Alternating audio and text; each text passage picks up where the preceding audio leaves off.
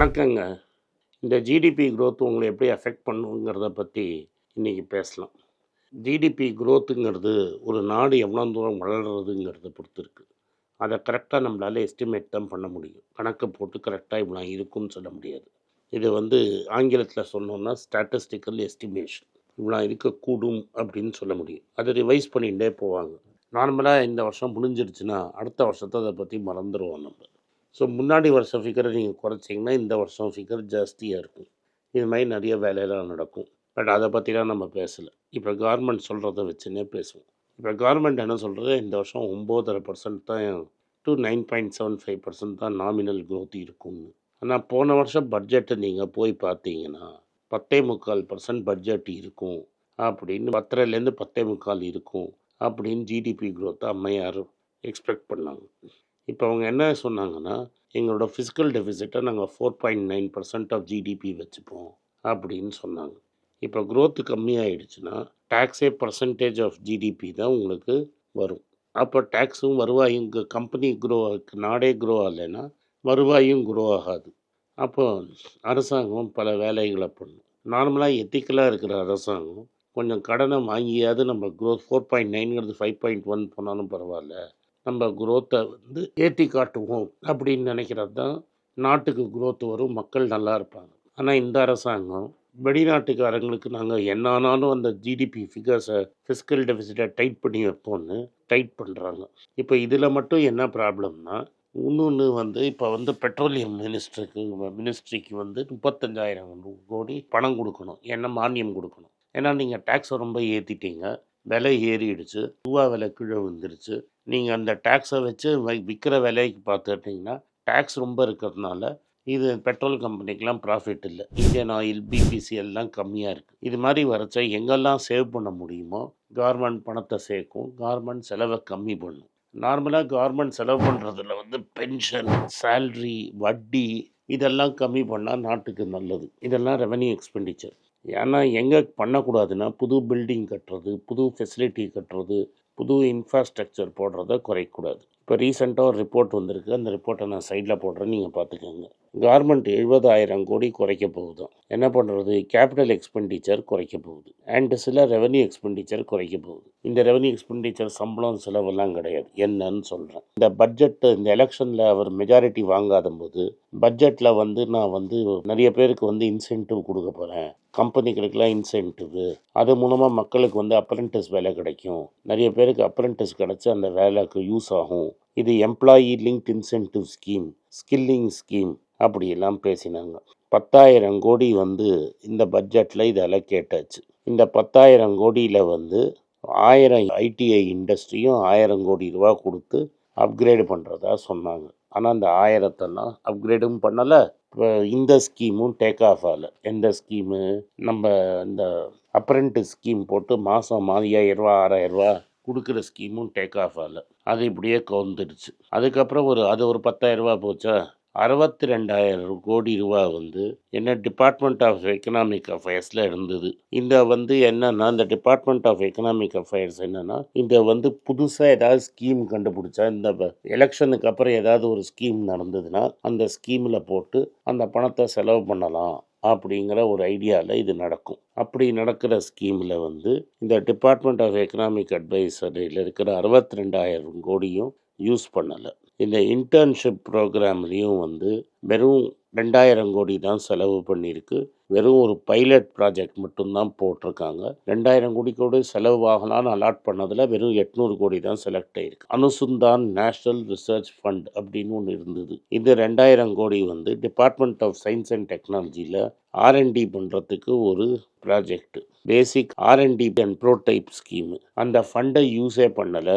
ஏன்னா February 25 அது ஆப்ரேஷனுக்கே கொண்டு வரல. ஆப்ரேஷனில் கொண்டு வராதனால இந்த காசு வரவே வராது. அதனால் கேபிட்டல் எக்ஸ்பெண்டிச்சர் 11.1 ட்ரில்லியன் டாலர்ஸ் நாங்கள் இன்ஃப்ராஸ்ட்ரக்சர்லேயும் ரோடு, பிரிட்ஜு, ரெயிலு, ட்ரெயின் இதெல்லாம் கலெக்ட் பண்ணுவோம் அப்படின்னு சொன்னாங்க. இந்த 11.1 ட்ரில்லியனில் 1.5 ட்ரில்லியன் வரைக்கும் அவங்க லோன் கொடுக்கறதா இருந்தாங்க. யாருக்கு? ஸ்டேட் கவர்மெண்ட்டுக்கு. இதில் 900 மில்லியன் பீஸ் தான் கொடுத்துருக்காங்க. அதுலேயே 0.6 ட்ரில்லியன். ஸோ ஆனால் ரெவென்யூ எக்ஸ்பெண்டிச்சர், வட்டி கொடுக்கறது, எலக்ட்ரிசிட்டி பில் கட்டுறது, வாடகை கொடுறது, ஆளை கான்ட்ராக்ட் எடுத்து சம்பளம் போடுறது, இதெல்லாம் ஏறி இருக்குது. ஏன்னா சப்சிடி ஏறி இருக்குது. நான் சொன்ன மாதிரி அங்கேயே 35,000 கோடி சப்சிடி ஏறி இருக்குது. இதனால் கவர்மெண்ட் சேவிங்ஸுங்கிற பேரில் இதெல்லாம் பண்ணாமல் இருக்காங்க. இது சேவிங்ஸ்லாம் கிடையாது. கவர்மெண்ட் கடன் வாங்கி செலவு பண்ணியிருக்கணும். அது கவர்மெண்ட் கடன் வாங்கி செலவு பண்ணாததுக்கு காரணம் நம்ம எடுத்த லெவலில் ஜிடிபி க்ரோ ஆகல. ஆனால் இதில் என்ன ப்ராப்ளம்னா, இது மாதிரி கேபிட்டல் எக்ஸ்பெண்டிச்சர் நீங்கள் செலவு பண்ணேன்னா ஜிடிபி க்ரோவே ஆகாது. ஏன் க்ரோ ஆகாதுன்னா, இப்போ சப்போஸ் ஒரு பில்டிங் கட்டுறாங்கன்னு வைங்க கவர்மெண்ட்டு, அந்த பில்டிங்கில் இருக்கிறதுக்கு சிமெண்ட்டு எல்லாமே நீங்கள் வாங்குவீங்க. சிமெண்ட் கம்பெனிக்கு பிஸ்னஸ் கிடைக்கும், ஸ்டீல் கம்பெனிக்கு பிஸ்னஸ் கிடைக்கும், லோக்கல் கான்ட்ராக்டருக்கு வேலை கிடைக்கும். அது அந்த லோக்கல் எக்கானமியை கிக் ஸ்டார்ட் பண்ணும். அதே மாதிரி இந்த எம்ப்ளாயி லிங்க்ட் இன்சென்டிவில் நீங்கள் 4 பேருக்கு 10,000 பேருக்கு அவர் சொன்ன மாதிரி கொடுத்துருந்தாருன்னா, அந்த பணம் மக்கள் யூஸ் பண்ண 1000 கோடி வெளில அவன் ஒன்றும் பணத்தை சேர்த்து வச்சு பேங்க்கில் வைக்க மாட்டான். அந்த பணத்தை எப்படியாவது சாப்பாட்டுக்கு செலவு பண்ணுறவன் தான். ஏன்னா சாப்பாட்டுக்கே இல்லாதவன் தான் இந்த 10,000 ரூபா வேலைக்கே வருவான். அவன் என்ன பண்ணுவான்னா, எடுத்து பணத்தை செலவு பண்ணுறது தான் பார்ப்பான். ஓவராலாக எக்கானமி கிக்காகும், குரோத்தும் இம்ப்ரூவ் ஆகும். பட்ஜெட்டில் ஒன்று சொல்ல வேண்டியது, பண்ணுறது வேறையாக இருந்ததுன்னா டெஃபினட்டாக எக்கானமி க்ரோ ஆகாது. எக்கானமி க்ரோ ஆகிறதுனால டேக்ஸ் கம்மியாகும். டேக்ஸ் கம்மியானதுனால உங்கள் ஃபிஸ்கல் டெபிசிட் ஸ்ட்ராங்காக இருக்கும். இது ஒரு நெகட்டிவ் ஃபீட்பேக் சிஸ்டமில் போயிடும். ஓவராலாக வேலை வாய்ப்பு கம்மியாயிடும். ஏன்னா சிம்பிளாக நான் சொல்கிறேன், நீங்கள் சிமெண்ட்டு ஸ்டீலெல்லாம் சேவிங்ஸ்னு பண்ணாமல் இருந்தீங்கன்னா, சிமெண்ட்டு கம்பெனி ஸ்டீல் கம்பெனிலாம் ஆள் சேர்க்காமல் போயிடுவான். இப்போது வெறும் சாஃப்ட்வேர் கம்பெனியில் மட்டும்தான் எவ்வளோ பேரை வேலையை விட்டு, போன வருஷம் எவ்வளோ பேர் இருந்தாங்க, இந்த வருஷம் எவ்வளோ பேர் இருக்காங்க அப்படிங்கிற டீட்டெயில்ஸ்லாம் வெறும் இது மாதிரி கம்பெனியில் தான் கொடுக்குறாங்க. மற்ற கம்பெனிகள்லாம் இதை கொடுக்கறதே கிடையாது. ரீசண்டாக சுப்பிரமணியம்ங்கிறவர் எல்என்டியில் 90 ஹவர் நீங்கள் ஒர்க் பண்ணணும் அப்படிங்கிறார். ஏன்னா அவர் ப்ரைமர்லி ஒரு இன்ஃப்ராஸ்ட்ரக்சர் கம்பெனி, அதாவது பில்டிங்கு அது இது மாதிரி கட்டுற கம்பெனி. இந்தியாவில் எல்என்டிக்கு நிறைய இன்ஃப்ராஸ்ட்ரக்சர் கான்ட்ராக்ட் கிடைக்கல. அது வேலை யாருக்கோ போயிடுச்சு. அதை பற்றி நீ பேச வேண்டாம். எல்என்டியில் இந்தியாவில் ஆர்டர் கம்மியாக இருக்குது, வெளிநாட்டில் ஆர்டர் கம்மியாக இருக்குது. இன்றைக்கி எல்என்டியோட வேல்யூவேஷன் ஃபுல்லாகவே அதோட சாஃப்ட்வேர் கம்பெனிஸில் என்ன வருது. கோர் பிஸ்னஸில் பெருசாக வேல்யூவேஷன் இல்லை. சேர்மன் எம்பரேட்டர்ஸ் ராமன் நாயக்கே இருக்கிறாரு. இப்போ என்ன, அதனால தான் ஒரு வருஷமாக பார்த்தீங்கன்னா எல்என்டி ஷேர் மற்ற வேலை ஷேர்லாம் ஏறின மாதிரி ஏறவே இல்லை. இதோட முக்கிய காரணம் கவர்மெண்ட்டுக்கு இன்ஃப்ராஸ்ட்ரக்சரில் செலவு பண்ணுறத இது மாதிரி கம்பெனிகளுக்கு செலவு பண்ணலை. எல்என்டிக்கு மட்டும் ப்ராப்ளம் இல்லை, பல இன்ஃப்ராஸ்ட்ரக்சர் கம்பெனிக்கு ப்ராப்ளம். இதை ஏன் உங்கள்கிட்ட நான் சொல்கிறேன்னா, சுப்பிரமணியம், எல்என்டி, 90 ஹவர்னு எல்லாருக்குமே ஸ்ட்ரெஸ் இருக்குது. ஆனால் எல்என்டி சுப்பிரமணியம் என்ன புரியலன்னா, அவர் 51 கோடி ரூபா சம்பளம் வாங்குறாரு. ஒரு வாரத்துக்கு ஆல்மோஸ்ட் 1 கோடி ரூபா சம்பளம் வாங்குறாரு. போன வருஷத்துல இந்த வருஷத்தில் அவரோட ஷேர் ஹோல்டருக்கெல்லாம் பெருசாக ரிட்டர்ன் கிடைக்காட்டாலும் அவர் சம்பளத்தை அவர் 43% ஏற்றிக்கிட்டார். நான் என்ன கேட்குறேன்னா, உன் எம்ப்ளாயி பில்லெல்லாம் நீ 43% ஏற்றி இருக்கிறியா? நீ ஒரு லீடராக இருந்தேன்னா உன் சம்பளத்தை கம்மி பண்ணி மற்றவங்க சம்பளத்தை ஏற்றணும். அதுதான் ஒரு தலைவனுக்கு அழகு.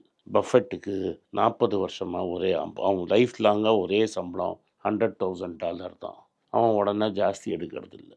அவன் கம்பெனி நல்லா பண்ணி ஷேர் வேல்யூ நல்லா போச்சுன்னா அவனோட ப்ராஃபிட்ஸ் ஏறும். அதை விட்டுட்டு நீ 90 ஹவர்ஸ் வேலை செய்யி, நீ 2% இன்க்ரிமெண்ட்டில் வேலை செய்யி, நீ பஸ்ஸில் தூங்கிட்டு வான்னு சொல்ல வேண்டியது. நான் ப்ரைவேட் பிளேனில் போவேன், நான் 51 கோடி சம்பளம் எடுத்துப்பேன், நான் 43% சம்பளம் ஏற்றிப்பேன். இது எல்லாமே கவர்மெண்ட்டு பணத்தை செலவு பண்ணாதனால தான் வருது. கவர்மெண்ட் பணம் செலவு பண்ணாதான் எல்என்டி மாதிரி பிஸ்னஸோட கோர் பிஸ்னஸ் ஏறும். இன்றைக்கி எல்என்டியோட மெயின் பிஸ்னஸ்ஸே அதோட 3 சாஃப்ட்வேர் கம்பெனியாக தான் இருக்குது. இதுதான் பட்ஜெட்டுக்கும் எல்என்டிக்கும் லிங்க்கு. நன்றி, வணக்கம்.